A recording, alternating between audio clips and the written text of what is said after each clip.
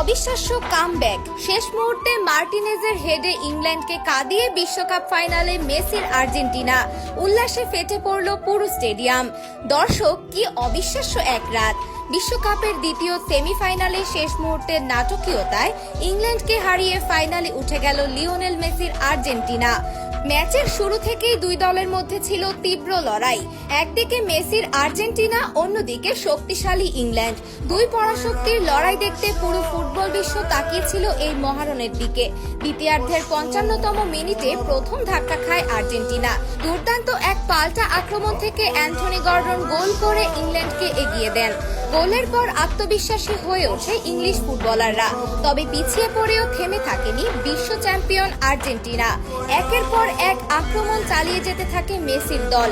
এরপর ম্যাচের ৮৫তম মিনিটে আসে সেই কাঙ্ক্ষিত মুহূর্ত।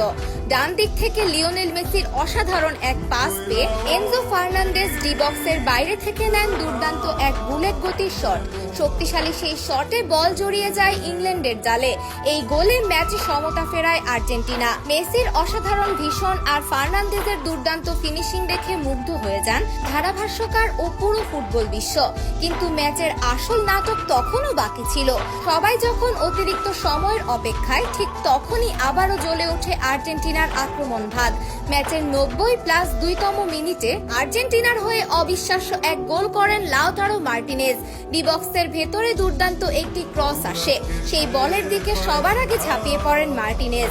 অসাধারণ টাইমিংয়ে লাফিয়ে উঠে নিখুঁত হেডে বল পাঠিয়ে দেন ইংল্যান্ডের জালে। মুহূর্তেই পুরো স্টেডিয়াম উল্লাসে কেঁপে ওঠে। আর্জেন্টিনার খেলোয়াড়রা ছুটে এসে মার্টিনেজকে জড়িয়ে ধরেন। অন্যদিকে ইংল্যান্ডের ফুটবলারদের চোখে নেমে আসে হতাশা।